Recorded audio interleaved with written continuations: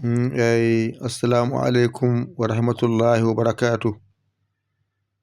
Bandiraɓe sehilaɓe ko salminde e juurade.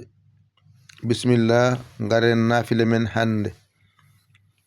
On jii ngal ɗo alluwal windi hen ko tati.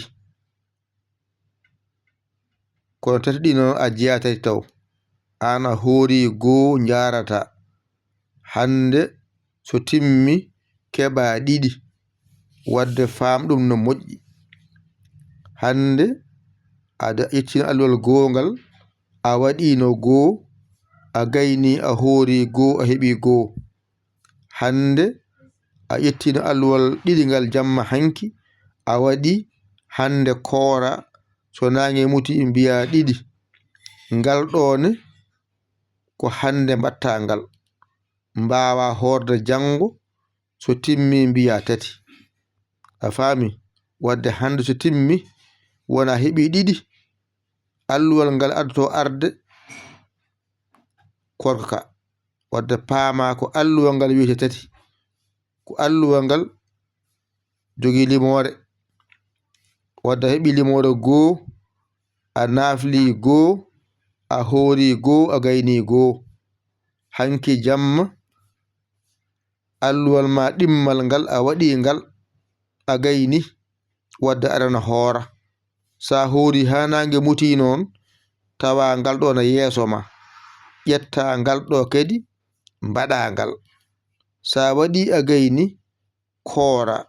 Sa hoori ha timmi, mbawa wiide tati. Koma timmina korka muɗum, tati fuɗɗa nadde. Wadde hande ko ɗiɗi jarata. A nafli, a gayni, so nange muti ɗiɗi ɗi limaɗi. Kadi ngal ɗo wona jamma hande, mbaɗa jamma hande ɗum ɗo, so timmi noon nde mbawi tati. Wadde hande jamma hande oɗo mbaɗata ko darɗe ɗiɗi calmina, ɗiɗi calmina, ɗiɗi calmina, keɓa calminali tati. Kala hen darnde mbatta hen ko fatiha lawol gotol. Inna anzalnahu laabi nayi. Qul ya ayyuhal kafiruna laabi nayi. Ganda alluwal kala ko winda hen wona a hoori ɗum, ala ko jamma garowo o jeyi ɗum, sabu ko korka ka woni yeeso ma.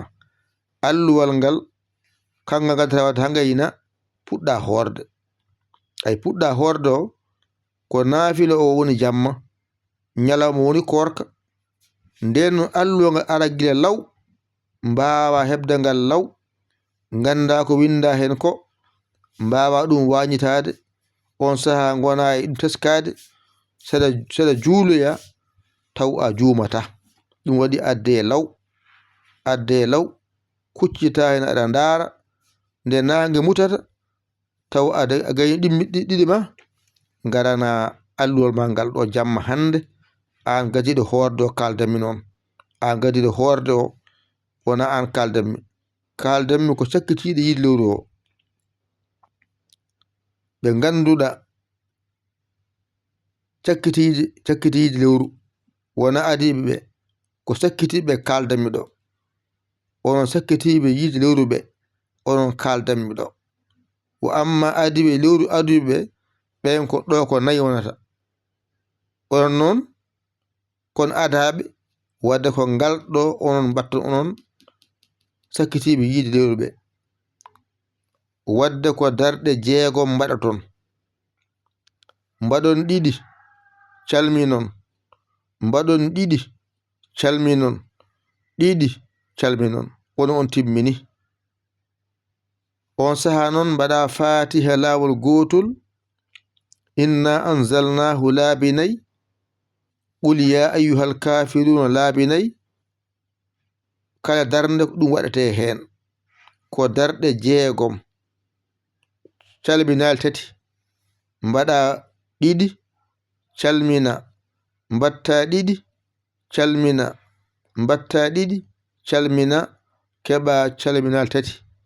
Kala hen darnde noon aɗa janga hen fatiha lawol gotol. inna anzalnahu laabinay qul ya ayyuhal kafiruna laabinay ni foti on paamiɗo moƴƴi ko ɗum ɗo woni naafila o naafila noon hattamo horde sa naafli ka koorowo sa naaflani ka koorowo ko korko ka woni farilla hay sa naaflani hattamo horde sa naafli hattamo horde wadde noon ko alluwal ngal woni jamma ƴettoma gila joni ganda ko jogorɗa wadde jamma hande jamma hanki a waɗino wadde jamma hande one kolleɗa ko poɗɗa wadde jamma hande ko darɗe 6 mbatta jamma hande mbaɗa 2 calmina mbatta 2 calmina mbatta 2 calmina keɓa calmina 3 on saha kala darnde ko fatiha lawol gotol mbaɗata hen inna anzalnahu laabinay qul ya ayyuhal kafirun laabinay kasi ɗo haaɗi ko naafila sa waɗi ene hen baraji kewɗi ɗin mi anda a anda Allah ɓuri andude ko woni hen baraji gaccida Allah joɓo yomma an wattan aɗa faandi aɗa reɓa Allah aɗa yetta Allah aɗa mawnina Allah wo amma jobdini accide Allah joɓo yomma anani mbasa wiɗa calcula ko ni ena ko ni wattan aɗa faandi aɗa rewa Allah Allah ne andi ko yoɓanma ko ɓayɓa inchallah yo Allah hokku en nande e famde an noon ganduɗo a saggi hen mbatta tan ko 00 221 77 906 14 81 mbaɗa yaya mbaɗa ligne jawa sabo caggitoɗa a saggani ɗum yiɗa yo Allah hokku en nande e famde kadi aadi men janggo inchallahu taala ngallo alluwal noon